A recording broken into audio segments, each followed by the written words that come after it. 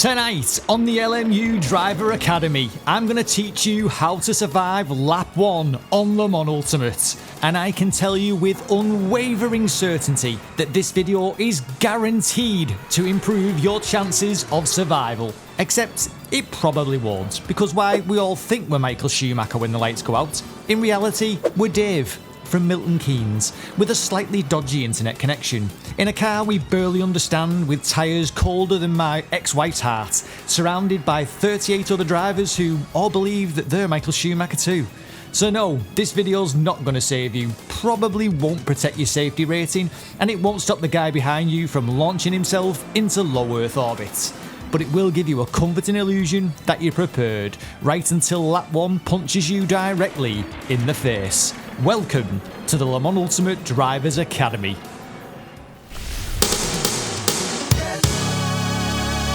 To survive lap 1, the first thing you must do is lower your expectations. Not gently, not politely, I mean drop them so far you have to make an old man noise to pick them up. Because here's the truth, most of you watching this won't even make it to turn 1. And I don't mean barely, I mean you'll be upside down, on fire, in the gravel, before the corner has even appeared on screen. The clips in the background, these are crashes that happened before turn 1. These people crashed at the idea of turn 1. They saw the braking boards in the distance and they simply gave up on life. Lap 1 isn't a race, it's a survival lottery, and our ticket's already been through the washer in our favourite pair of jeans. So before we go any further, accept this simple truth. You're not here to win, you're not here to impress anyone, not even your mother. You are here to simply reach turn 1, which statistically you might not. But once we've accepted that, we're ready to move forward.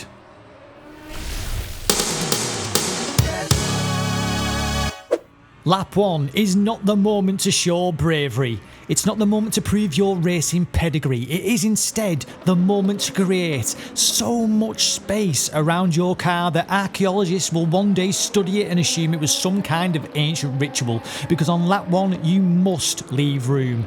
Lots of room. Enough room to comfortably land a helicopter. Enough room for a small wedding reception. Enough room for a learner driver to complete a 3-point turn without panicking. And here's the best part. Even if you leave all that space, even if you position your car like you're manoeuvring a cruise ship, somebody is going to hit you from an angle that defies geometry, from a distance that suggests they started braking after the collision. So yes, leave space. Leave an absurd, irresponsible amount of space. It might not save you, but it might just give you a couple more extra seconds to enjoy the beautiful scenery before the inevitable trip back to the garage.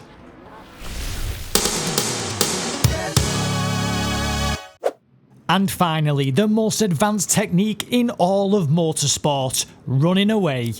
When lap 1 inevitably turns into a scene from a low-budget disaster movie, you must immediately locate the nearest escape route, the runoff, the grass, the car park, the gift shop, anywhere that isn't the apex. Is it cowardly? Yes. Is it shameful? Absolutely. Would your missus approve? Probably.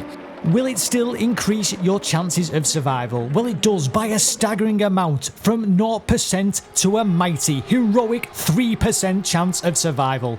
And in lap 1 terms, that's basically a miracle. And finally, an important bonus lesson: never trust the rev.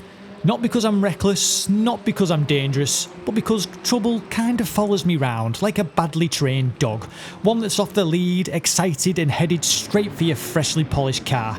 And here's the proof: if there's a spin, odds are I'm nearby. If there's a dive bomb, I probably inspired it somehow. If someone's behind you at turn 1 and they're arriving with all the grace of a wardrobe falling down a staircase, then somehow I'll have had something to do with that, I can assure you. I don't plan chaos, I just bring it with me like hand luggage.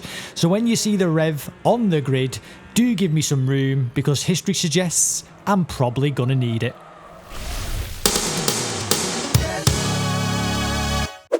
So there you go. After all that, the chaos, the dive bombs, the rev, you might be thinking that lap 1, it's impossible, it's a myth, when in fact, it's not. It can be done. In the background now, you are going to see it. People can survive it. People occasionally do, usually by accident, but still, it counts. All it really takes is patience, proper grown up patience, the kind that you normally reserve for when you're waiting in a queue, let's say at the post office behind someone who's paying with a load of coins and you're thinking, come on mate, any chance?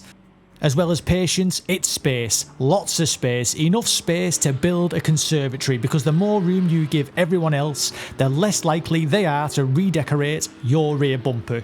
Do that. Do just those two things and suddenly lap 1 becomes, well, not safe, obviously, let's not be ridiculous, but it's survivable. And when you do make it through, when you actually reach lap 2, vaguely pointing in the right direction, you'll feel like a hero, a champion, a person who has stirred chaos in the face and said, not today mate, not today. So go out there, be patient, leave space, and remember, being calm and a healthy dose of fear will get you through lap 1. This lad in the McLaren, he's just showed us that by following these simple lessons, surviving lap 1 can be done. And there you have it, the essential guide to surviving lap 1. Did it help? Probably not. Will you still get murdered before turn 1? Almost certainly. But at least now, when you're upside down in the gravel, wondering where it all went wrong, you can confidently say, ah yes, I was warned. So thank you very much for watching, and if you somehow enjoyed this educational disaster, then please do like and subscribe and tell your friends that you've completed lap 1 survival training on Le Mans Ultimate. As always, I've been the Reverend. Thank you very much for watching.